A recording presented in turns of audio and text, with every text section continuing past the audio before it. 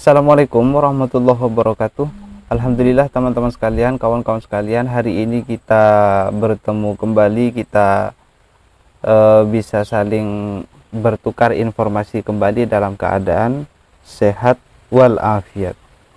Dan untuk hari ini kita kembali ke materi yang awal, yaitu adalah materi Daqaiqul Akhbar. Sementara untuk poin pembahasannya yaitu adalah Dzikri Nida'ir Ruh Ba'dal Khuruj.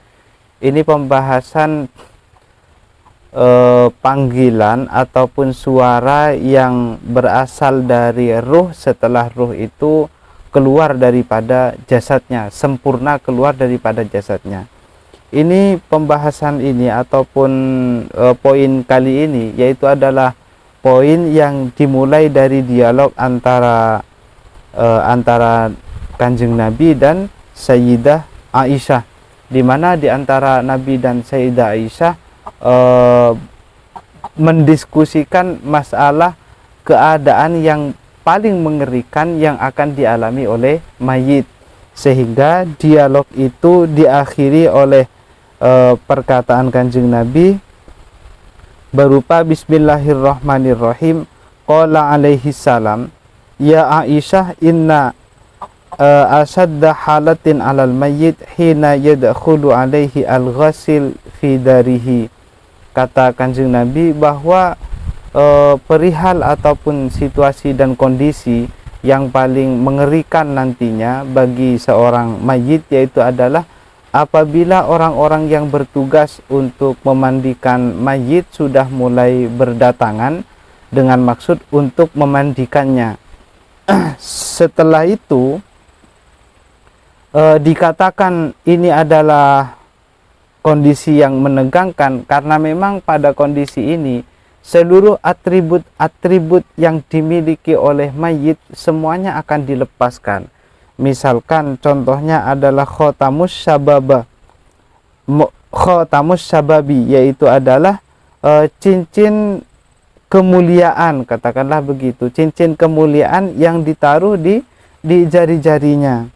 Kemudian komisol arus, gamis ataupun baju kebahagiaan sebagaimana bahagianya orang yang baru melaksanakan pernikahan, yaitu manten. Dan lagi contohnya seperti imamatul masyayikh wal fuqaha, seperti sorban kebanggaan yang biasa dipakai oleh para tuan guru, para guru-guru beserta para fuqaha, maka atribut semua itu akan dilepas nantinya oleh orang yang bertugas untuk memandikan mayit, sehingga pantas saja kalau situasi ini dikatakan situasi yang sangat menegangkan, begitulah.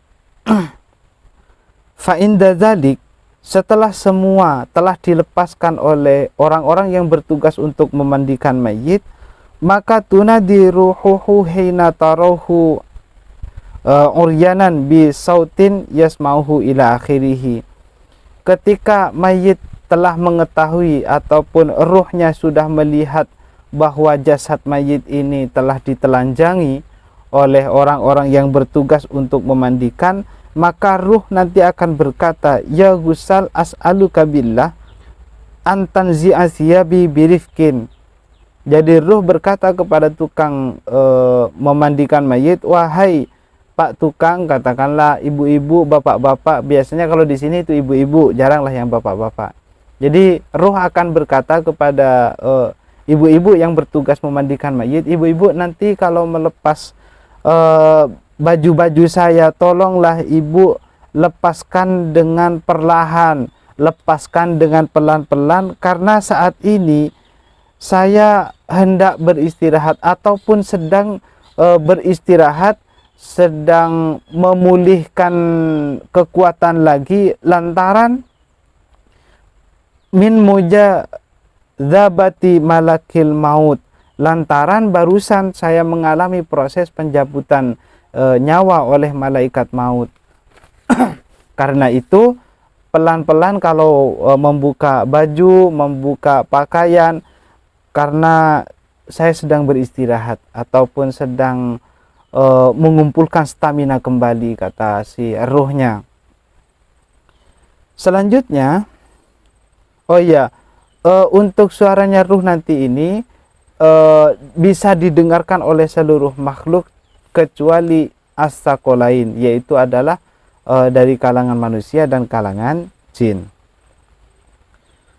Wa idza subba alaihi alma sahha kadzalik yaqulu ya gussal billahi la tasubba ma'aka harron ila akhirih. Ketika tukang memandikan sudah mulai mengawali pemandiannya dengan menuangkan air kepada mayit, maka ruhnya si mayit ini nanti akan berkata, ibu-ibu, bapak-bapak, kalau menuangkan mayit tolong suhu daripada airnya jangan terlalu dingin dan jangan terlalu panas, yang stabil saja suhunya, kata ruhnya. Fa inna jasadi muhtarikun min naz'ir ruh. Kenapa suhu air yang dituangkan kepada jasadnya mayit harus suhu yang stabil, kata ruh? Karena memang jasad mayit ini muhtarikun, lagi kepanasan. Kenapa kepanasan? Ya karena baru selesai menjalani naz'ur ruh, sehingga suhu air yang dimandikan kepadanya harus suhu yang stabil, jangan terlalu panas dan jangan terlalu dingin. Ini catatan bagi ibu-ibu ataupun bapak-bapak yang biasa bertugas memandikan mayit. Selanjutnya, faida gasaluhu taqulu ar-ruh billahi ya gussal la tamassani qawiyan. Ketika orang yang bertugas memandikan mayit sudah memulai memandikan, tadi dituangkan airnya, setelah itu kan dimandikan. Lah ketika sudah mulai memandikan, maka ruh akan berkata, wahai orang yang tukang memandikan, pak bapak, bu ibu, tolong jangan sentuh jasad saya atau jangan pegang jasad saya dengan terlalu kuat, jangan terlalu keras. Cengkramannya jangan terlalu kuat. Karena apa? Karena jasad saya seperti jasad yang terluka lantaran baru selesai menjalani proses keluarnya ruh. Jadi keluarnya ruh itu kalau dari keterangan dari awal bisa dikatakan panas, membuat jasad seakan-akan terluka, kayak terluka sayatan, barangkali demikian gitu loh ya. Dan seterusnya, faida faroga min gaslihi wa wudi'a fi kafnihi wa syudda maudi'uhu ila akhirih. Ketika mayit sudah selesai dimandikan dan sudah mulai diletakkan di tempat pengkafanan, maka nanti ruh akan berkata kepada orang-orang, la tasudda kafna ro'si, wahai bapak-bapak, ibu-ibu, jangan buru-buru untuk menutup kafan yang ada di kepalaku sampai hatta aro wajah ahli wa auladi wa akribai, sampai saya sudah selesai melihat wajah keluargaku, melihat anak-anakku dan melihat kerabat-kerabatku. Jadi permintaan daripada si mayit ataupun ruhnya mayit ketika sudah mulai mengkafani, yang harus dikafani terakhir yaitu adalah bagian area kepalanya. Karena apa? Karena mayit masih berkeinginan untuk melihat keluarga, untuk melihat anak-anaknya, dan untuk melihat kerabat-kerabatnya. Tidak usah buru-buru. Maksudnya step by step. Jadi yang cekatan untuk melayani mayit, tetapi jangan terlalu terburu-buru, begitu loh ya, kira-kira demikian. Fa inna hadza akhiru ru'yati lahum. Karena apa? Karena kata si ruhnya mayit ini, kenapa kok Anda jangan sampai terburu-buru menutup kafan yang ada di bagian kepala? Karena ini adalah akhir saya melihat mereka. Ini adalah akhir saya melihat keluarga, anak-anak, dan juga kerabat-kerabat. Dan sampai nanti hari kiamat, saya tidak akan pernah bisa untuk melihatnya kembali, kata mayit. fa idza ukhrija al mayyit minad dar nada billahi ya jama'ati la tu'ajjiluni hatta udi adari. Ketika pengkafanan selesai dan mayit sudah mulai dikeluarkan dari rumahnya, maka mayit nanti akan berkata, para jemaah, para bapak-bapak, ibu-ibu, tolong jangan buru-buru untuk mengeluarkan jasad ini, jasadku daripada rumahku, sampai aku selesai berpamitan kepada rumahku, kepada keluargaku, kepada kerabat-kerabatku, dan kepada harta-hartaku. Jadi semua yang ditinggalkan oleh mayit, termasuk rumah, keluarga, dan harta, itu akan dipamiti ketika mayit sudah dikeluarkan dari rumahnya. Jadi di prosesnya dimandikan di luar, kemudian dibawa ke tempat pengkafanan di dalam rumah, dikafani. Setelah itu dibawa keluar untuk dimasukkan ke jenazah ataupun keranda. Prosesnya demikianlah ya kawan-kawan. Kemudian mari kita lanjut. Summa yunadi billah ya jama'ati taraktu imro'ati armilatan atau armalatan fa'alaikum alla tu'zuha wa auladi yatiman fa'alaikum alla tu'zuhum. Kata si mayit, setelah mayit dikeluarkan dari rumahnya, maka mayit lagi nanti akan berpamitan kepada seluruh benda-benda yang ada di rumah, keluarga dan juga anak, kerabat-kerabat dan lain sebagainya. Dan ruh mayit nanti akan berkata kepada para jamaah yang hadir di acara itu, wahai para jamaah, aku tinggalkan istriku dengan menyandang status janda, maka jangan sampai kalian menyakitinya. Demikian dengan anak-anakku, aku tinggalkan mereka dengan menyandang status yatim, juga janganlah kalian untuk menyakiti mereka. Kira-kira begitu. Kemudian selanjutnya, wa idza wudi'a 'alal janazah yaqulu billahi ya jama'ati la tu'ajjiluni hatta asma'a sauta ahli wa auladi wa aqribai ila akhirih. Ketika mayit sudah dimasukkan ke keranda ataupun jenazah, maka ruh ataupun ya jasad ini akan berkata, wahai para jamaah, jangan buru-buru untuk membawaku sampai aku selesai mendengarkan suara keluargaku, anak-anakku, para kerabatku. Fa inni al-yauma, karena hari ini adalah perpisahanku dengan mereka dan tidak akan pernah melihat mereka kembali sampai pada akhirnya nanti datanglah hari kiamat, kira-kira demikian. Jadi tidak akan pernah bertemu gitu loh ya teman-teman. Fa idza humila 'alal jinazah wa khattu biha salasa khatawatin yunadi bi sautin ila akhirih. Ketika mayit sudah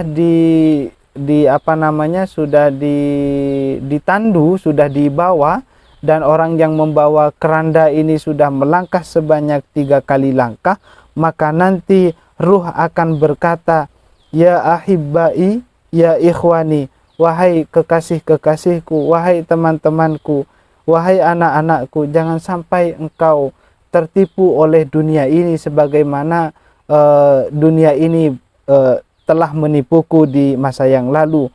Wala yal'abanna bikum az-zaman, jangan sampai bermain-main dengan waktu, jangan sampai menyia-nyiakan waktu sebagaimana aku telah menyia-nyiakan waktu di masa yang lalu. Jadi waktu yang ada di masa-masa sekarang, mumpung masih kita dalam keadaan hidup, maka pergunakanlah waktu itu sebaik mungkin untuk kebaikan hal apapun dari macam-macam ataupun dari warna-warnanya kebaikan yang ada di dunia ini.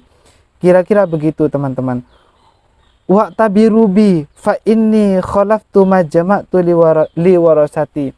Coba kematianku, kata jasad, kematianku jadikanlah sebuah pelajaran di mana aku tinggalkan apa yang telah aku kumpulkan di masa yang lalu untuk ahli warisku. Sementara ahli warisku tidak dapat menanggung, tidak dapat tidak dapat menjamin kesalahan-kesalahan yang aku perbuat di saat aku hidup di masa yang lalu. Kata si Mayyit, wa 'alad dunya yuhasibu niyallahu ta'ala wa antum tastami'una biha. Zaman dahulu akulah yang mengumpulkan harta untuk aku tinggalkan kepada kalian semua, kepada keluargaku, kepada kekasih-kekasihku dan yang lain. Tetapi yang mendapatkan hisab atas timbunan-timbunan dunia yang aku lakukan di zaman dahulu adalah aku sendiri. Sementara ahli warisku hanyalah orang-orang yang menikmatinya. Summa la tad'unali, ditambah lagi mereka tidak pernah mengingatku dengan cara tidak pernah mendoakanku. Maka wahai kawan-kawan, para jamaah, kata Mayyit ini, jadikanlah aku sebagai pelajaran. Aku sudah mati, dahulunya aku kumpulkan dunia sampai aku tertipu oleh dunia. Dahulunya aku menyanyiakan waktu sehingga waktu itu pun telah meninggalkanku. Dahulunya aku kumpulkan dunia untuk ahli warisku, tetapi sedikit pun kesalahan yang pernah aku lakukan di zaman dahulu tidak pernah bisa ditanggung, tidak pernah bisa tidak pernah bisa ditanggung oleh ahli warisku, kan. Kata si Mayyit, aku kumpulkan dunia di zaman dahulu, oleh karena itu Allah menghisapku. Menghisap itu menginterogasi lah teman-teman, ini dunia kamu dapat dari mana, ya harta ini kamu dapat dari mana, ini halal apa enggak, gitu loh. Itu namanya hisap. Jadi yang menerima hisap daripada dunia yang aku kumpulkan adalah aku sendiri, sementara anak-anakku adalah mereka hanya ahli waris yang menikmati, serta lebih mengerikannya lagi, kadang-kadang mereka lupa untuk mendoakanku, padahal itu adalah karyaku, itu adalah hartaku, kata si Mayyit. Oleh karena itu kawan-kawan sekalian, teman-teman sekalian, bila kita berstatus sebagai ahli waris, kita ahli waris bukanlah perintis, maka berhati-hatilah kita dalam menggunakan harta warisan. Jangan dihambur-hamburkan untuk hal-hal yang tidak membawa kemanfaatan, dan juga jangan sampai kita lupa untuk mendoakan leluhur ataupun orang tua kita yang sudah memberikan kita warisan ini. Mungkin kawan-kawan sekalian hanya itu yang bisa saya sampaikan. Kita lanjut lagi besok. Akhiran, mudah-mudahan kita semua dalam kebaikan oleh Allah Subhanahu wa taala. Akhiran, wassalamualaikum warahmatullahi wabarakatuh.